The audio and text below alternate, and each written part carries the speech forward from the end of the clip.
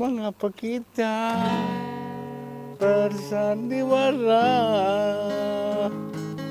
Mengapa kita bersandiwara? Mengapa kita bersandiwara? Mengapa kita bersandiwara? Mengapa kita bersandiwara?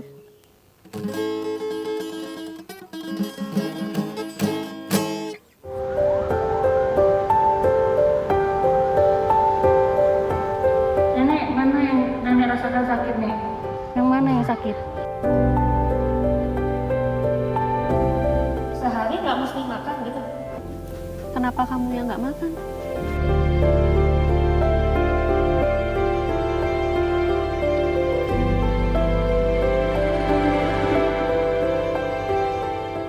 Dari banyak kisah yang telah naik ke berbuat baik, kita selalu melihat bahwa kebaikan itu selalu datang dari tempat yang sederhana. Tidak perlu popularitas, kekayaan, dan juga kemewahan. Kisah kali ini dipotret oleh rekan kami Kartika Bagus dari Jakarta Timur. Seseorang dengan kekurangan fisik dan bahkan juga keterbatasan ekonomi. Ivan namanya. Ia melatih musik untuk anak-anak kurang mampu.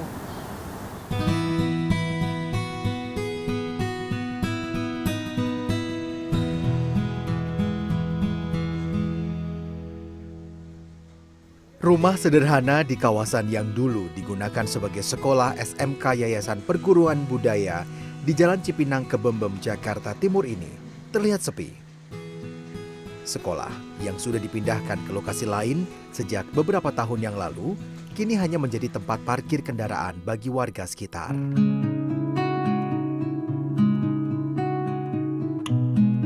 Di tempat ini, tinggallah Ivan Rifani, seorang penyandang tunadaksa. Sehari-hari, pria berusia 51 tahun ini menggunakan kursi roda untuk beraktivitas. Duduk, ke kamar mandi, hingga makan dan minum, semua dilakoninya dari kursi roda. Rumah sederhana ini juga terasa semakin sempit karena berbagai peralatan musik ikut bersesakan di dalam ruangan. Di mata warga, Ivan dikenal riang dan suka menyapa. Setidaknya begitu yang dirasakan Muhammad Sukri, Ketua RT 07 Kelurahan Cipinang.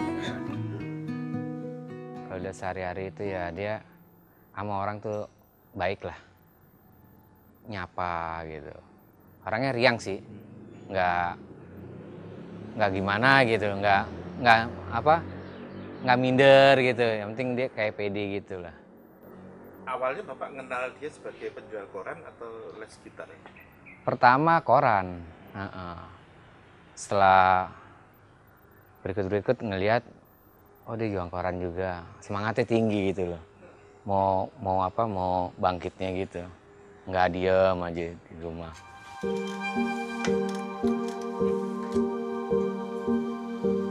Hingga usia 5 tahun, Ivan sebenarnya tumbuh normal layaknya anak seusianya. Namun, Ivan kecil menderita panas tinggi dan sempat dibawa ke rumah sakit. Sejak itulah, Ivan divonis terkena penyakit polio yang menyerang saraf-syarafnya. Nah, saat itu memang umur 5 tahun itu terserang polio. Saya masuk SD itu umur 8 tahun. Maksudnya harusnya kan dia 7 tahun masuk SD. Dan saat itu saya masih digendong-gendong, udah digendong-gendong. Panas demam, disebutnya polio. Akhirnya yang kena saraf-saraf. Dulu saya sempat nggak bisa ngomong, nggak bisa bangun, kayak orang gagap gitu, Mas. Ya sekarang alhamdulillah bisa gitu. Cuman kaki-kaki aja yang sampai saat ini belum. Gitu. Meskipun geraknya terbatas, Ivan tidak mau menggantungkan hidupnya dari belas kasihan orang lain. Ivan mulai berjualan koran sejak tahun 1998. Saat itu, penghasilan dari berjualan koran keliling cukup lumayan. Bahkan, Ivan bisa menabung untuk membeli motor yang kemudian dimodifikasi menjadi sepeda motor roda 3.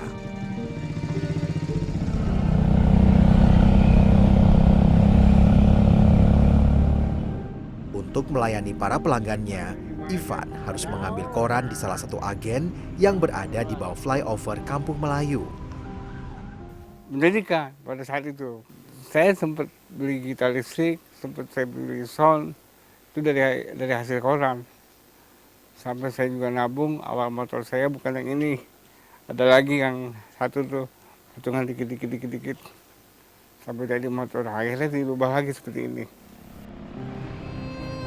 Namun, kejayaan koran tak berlangsung lama. Saat teknologi internet masuk ke Indonesia, pembeli koran merosot tajam. Dan puncaknya, sekitar tahun 2019 ketika banyak orang memilih menggunakan media sosial sebagai sarana mencari informasi. Mulai sulit itu tahun 2019. Koran itu sudah mulai agak kurang. Karena dihajar dengan media sosial lain ya, seperti HP segala macam, TV juga kan. Orang sekarang saya pernah bertanya sama tukang langganan saya yang dulu, Pak saya berhenti dulu langganannya dari Pinang Elok situ. Mengapa Bu? Saya lebih baik saya beli beras katanya daripada saya beli koran katanya. Ya udah Bu, nggak apa-apa Bu. Nah, saya berhenti. Tadi satu dari 50 pintu lama-lama surut sampai tadi tiga orang doang gitu. Saat ini, hanya tersisa 3 orang pelanggan koran Ivan. Salah satu pelanggan Ivan adalah Martiani, staf salah satu toko printer di Jalan Cipinang Lontar. Kantor tempat Martiani bekerja sudah berlangganan koran dengan Ivan sejak 7 tahun lalu. Karena membantu kebutuhannya, ya sehari-harinya gitu. Langganannya memang dari tahun berapa? Mau 7 tahun lebih sih kayaknya sebelum saya di sini udah emang langganan.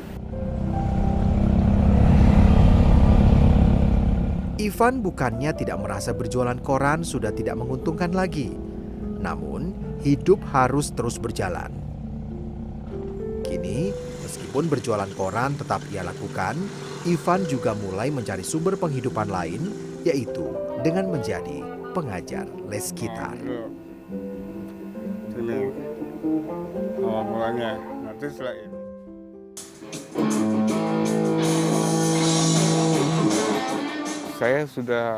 Saya sudah mengikhlaskan diri saya, Pak.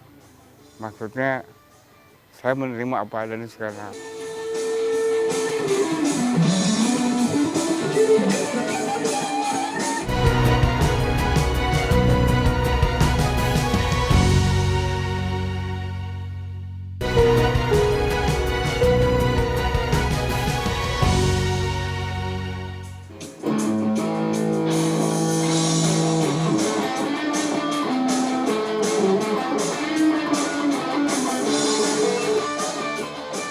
Lengking suara gitar listrik sayup-sayup terdengar mengalun.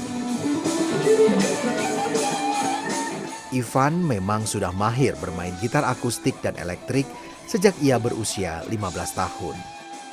Ia bahkan pernah belajar di sekolah musik pada tahun 2014 hingga 2019 silam.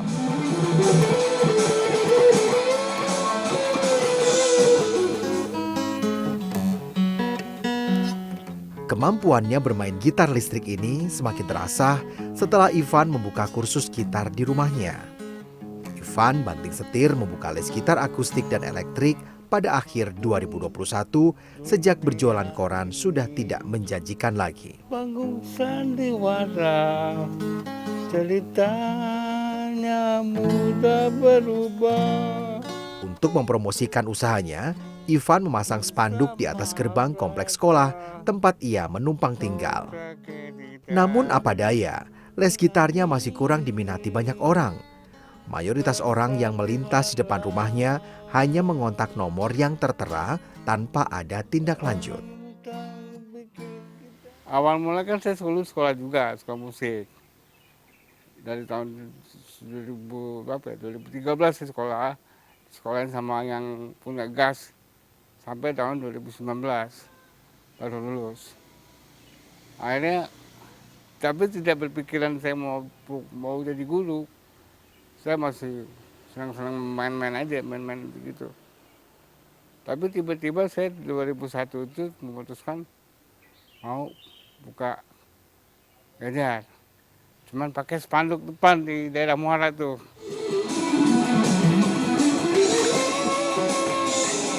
Sempat ada 5 anak sekolah yang berminat mengikuti lesnya. Mereka meminta Ivan mengajari cara bermain gitar akustik di kediaman mereka. Sayangnya, mereka hanya bertahan selama beberapa bulan saja. Ivan pun tidak tahu alasan mereka berhenti. Lama lihat wah udah naik aja, udah naik kendaraan. Nggak apa-apa.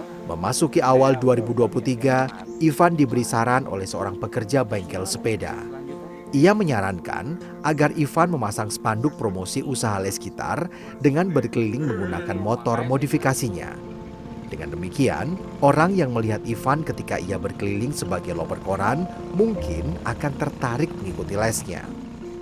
Coba aja, saya panggilnya kan waktu itu, Bang, abang bisa gini biar tambah maju, bikin aja, saya bilang seperti kayak iklan. Saya bilang, wah nanti gimana Bang? Kata, udah nggak apa-apa, ya kita punya potensi, kita tunjukin. Saya bilang, kalau dia intinya nggak percaya, kita buktiin aja. Kita punya alat, ya kan? Atau langsung pasang, saya bilang, buktiin langsung di lokasi. Ivan menyetujui ide memasang spanduk iklan di kendaraan modifikasinya. Sekitar 6 bulan lalu, Ivan mulai berkeliling di area Pulau Gadung hingga Jatinegara. Ia tak bisa berkeliling terlalu jauh karena kondisi tubuhnya yang mudah lelah. Selama 6 bulan berkeliling menawarkan jasa les gitar, baru belakangan ini banyak orang yang mulai menghubunginya. Ini gini. Ivan menawarkan 2 jenis les gitar. Pertama adalah les gitar akustik seharga Rp300.000 per bulan. Nominal ini berlaku untuk 4 kali pertemuan. Setiap pertemuan berlangsung selama 1 jam. Kemudian les gitar elektrik seharga Rp500.000 per bulan. Jumlah dan durasi pertemuan sama dengan les gitar akustik. 2 orang murid Ivan yang masih belajar adalah Muhammad Mufti Ali, seorang mahasiswa, dan Rizky Ajit, seorang pemuda berusia 22 tahun. Mereka mengaku ingin belajar karena tertarik dengan profil sederhana Ivan.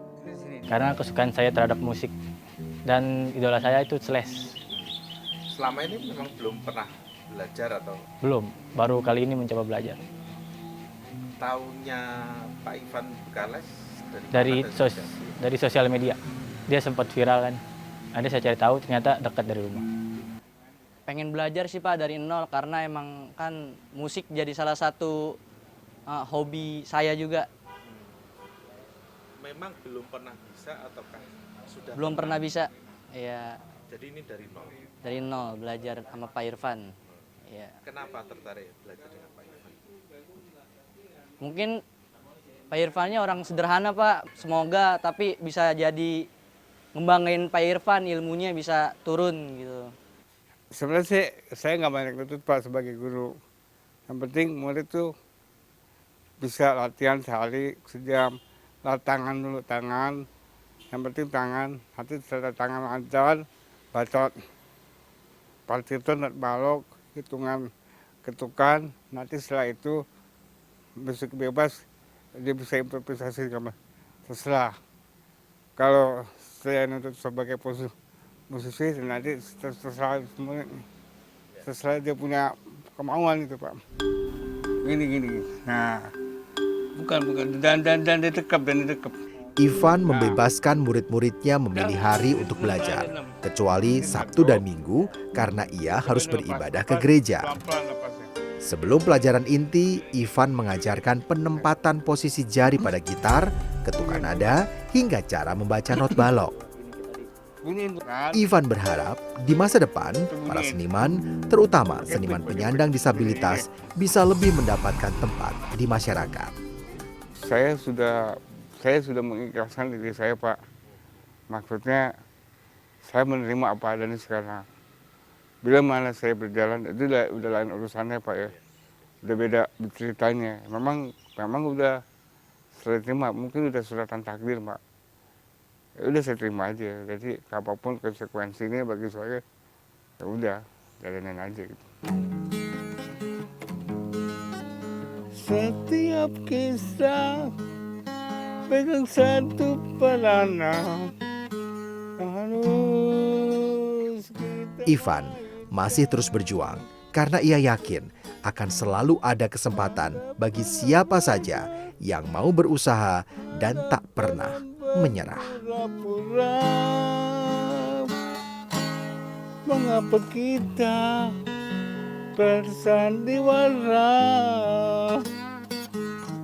Mengapa kita bersandiwara?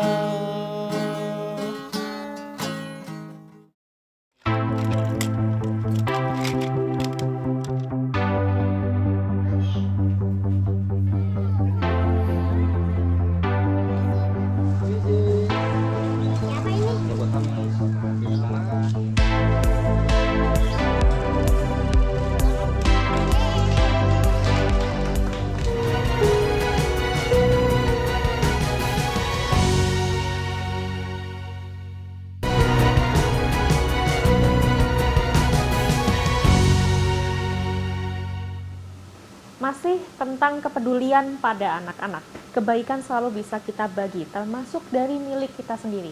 Rekan kami Kartika Bagus masih berada di Jakarta untuk menemui sebuah yayasan yang berperan sebagai jembatan antara sebuah keluarga yang punya mainan bekas namun masih layak pakai untuk diberikan kepada mereka, anak-anak yang kurang beruntung.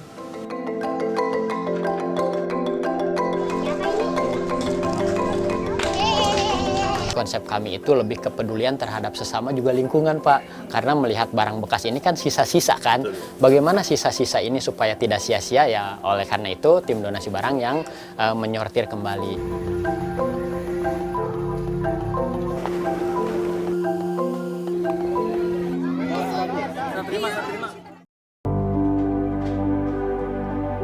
Seorang ibu, Elina, mulai sering mengeluhkan banyaknya mainan yang menumpuk. Elina memiliki anak yang beranjak besar, usianya kini sudah 12 tahun. Jenis mainan anaknya pun mulai berubah. Mainan yang tidak dimainkan lagi menumpuk dan kadang mengundang nyamuk bersarang. Maka Elina pun bersepakat dengan sang putra untuk mendonasikan mainannya. Mainan tersebut akan didonasikan ke Yayasan Donasi Barang yang bermarkas di Jalan Haji Ilyas, Kelurahan Jakamulya, Kecamatan Bekasi Selatan, Jawa Barat. Karena memang mainannya kan sudah tidak dipakai ya. Kebetulan anak saya usianya sudah cukup besar gitu saat ini, yang paling kecil aja sudah 12 tahun. Jadi mainan-mainan itu yang dulu pernah saya gunakan untuk anak-anak main, jadi saya donasikan karena sudah nggak digunakan lagi gitu. Karena cenderung anak sudah bosan ataukah anak punya mainan lebih baru? Kalau ini orientasinya yang berbeda. Jadi kan karena dia usianya sudah makin besar, mereka sudah nggak main-mainan. Jadi kebetulan punya hobi yang lain gitu. Elina sudah beberapa kali mendonasikan barang ke yayasan ini. Harapannya semua barang yang didonasikan ini bisa dimanfaatkan orang lain. Donasi barang sendiri merupakan bagian dari Yayasan Cahaya Keluarga Fitrah atau Cagar Foundation. Dengan tagline sisa-sisa tak selalu sia-sia, mereka mengelola kembali barang bekas menjadi berguna dan memiliki nilai manfaat yang luas. Kalau donasi barang ini sebetulnya adalah layanan bagi siapa saja yang ingin berdonasi berupa barang-barang yang masih memiliki nilai manfaat dan nilai jual. Terus kemudian barang-barang tersebut kami kelola untuk salah satunya pendidikan, kesehatan, pemberdayaan, daur ulang, dan disalurkan kembali ke masyarakat luas yang ada di seluruh Indonesia. Jadi konsep kami itu lebih kepedulian terhadap sesama juga lingkungan, Pak. Karena melihat barang bekas ini kan sisa-sisa kan. Bagaimana sisa-sisa ini supaya tidak sia-sia, ya oleh karena itu tim donasi barang yang menyortir kembali. Jadi konsepnya lebih ke peduli dulu terhadap sesama juga lingkungan dengan mengurangi jumlah sampah yang tidak terpakai di rumah. Tujuan donasi barang ini salah satunya untuk mengurangi jumlah barang tak terpakai di rumah. Berdasarkan pengalaman yayasan tersebut dalam mengelola barang bekas selama ini, bukan hanya orang dewasa yang menyisakan banyak barang. Namun, anak-anak juga sering menghasilkan sampah rumah tangga yang kadang menjadi masalah tersendiri. Donasi barang tak hanya menerima donasi mainan. Yayasan Donasi Barang juga menerima donasi dalam bentuk baju, donasi buku, serta donasi peralatan kantor. Tidak hanya orang tua, pemerintahan, bahkan sampai perusahaan, bahkan sampai pemerintahan itu ikut kontribusi. Nah, akhirnya kami coba masuk ke ranah anak-anak. Karena memang yang memiliki barang bekas kan tidak hanya orang tua atau tidak hanya perusahaan, ternyata anak-anak pun memiliki banyak barang bekas gitu. Apa saja yang mereka miliki? Sepatu contohnya, terus pakaian. Nah, yang lebih banyak lagi dari anak-anak itu adalah mainan, Pak. Nah, bagaimana caranya supaya mainan ini ya mereka juga berlatih berdonasi dari sejak dini, berbagi dari sejak dini dari mainan bekasnya. Mungkin kalau anak-anak ini diminta uang, misalkan donasi uang yuk, saya juga baru minta jajan dari orang tua gitu kan, tapi kalau mainan meskipun dari orang tua kan ada tingkat bosennya, Pak. Mainan yang datang akan disortir terlebih dahulu oleh tim relawan donasi barang. Mereka harus memastikan bahwa mainan yang dibawa dalam keadaan bersih dan sudah dicuci. Kalau ada mainan yang masih kotor, maka akan dibersihkan sebelum didistribusikan. Mainan-mainan ini selanjutnya dikategorikan sebagai layak pakai, layak jual, dan layak daur ulang. Satu kali penjemputan itu, satu hari penjemputan itu biasanya kami mengeluarkan 3 armada, 3-4 armada. Itu rata-rata penjemputan satu armadanya itu 7-10 donatur. Seluruh wilayah Jabodetabek. Kesulitan kami kalau untuk penjemputan itu pertama seperti biasa ya, kemacetan, lalu spare waktu yang cukup pendek karena jam kerja kami dari jam 8 sampai jam 4 sore.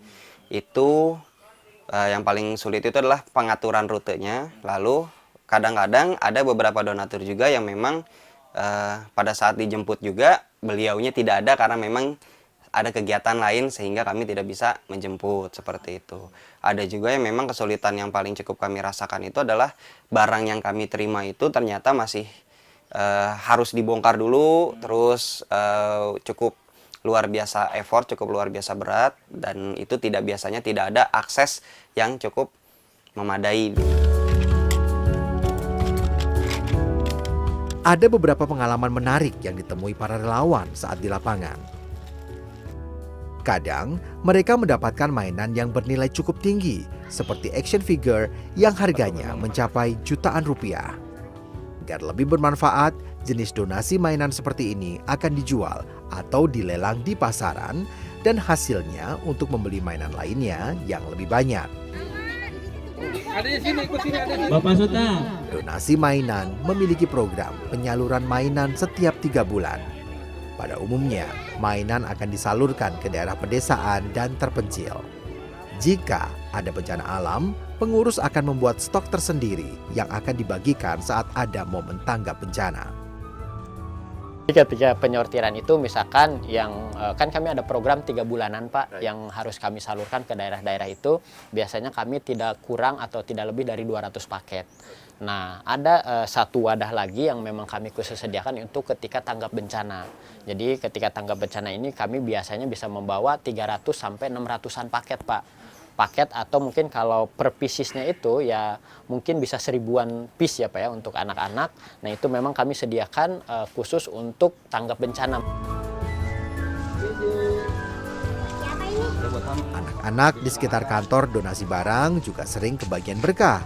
Mereka senang karena bisa mendapatkan mainan secara gratis. Dapat main. Senang nggak? Ah, senang. Senang nggak? Sering nggak sih dapat mainan itu? Sering. Terus nanti biasanya untuk apa? Kamu mainan untuk apa? Ini. Mainkan gitu aja, bareng teman-teman. Iya. Mobil-mobilan. Mobil-mobilnya untuk apa? Main. Main sama teman-teman.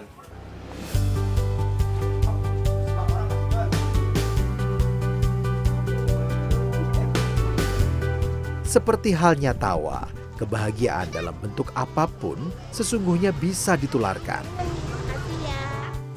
Sebuah mainan yang sudah usang di tangan para relawan donasi barang bisa mendapat kesempatan kedua untuk membawa kebahagiaan baru bagi anak-anak lain, entah di belahan bumi mana.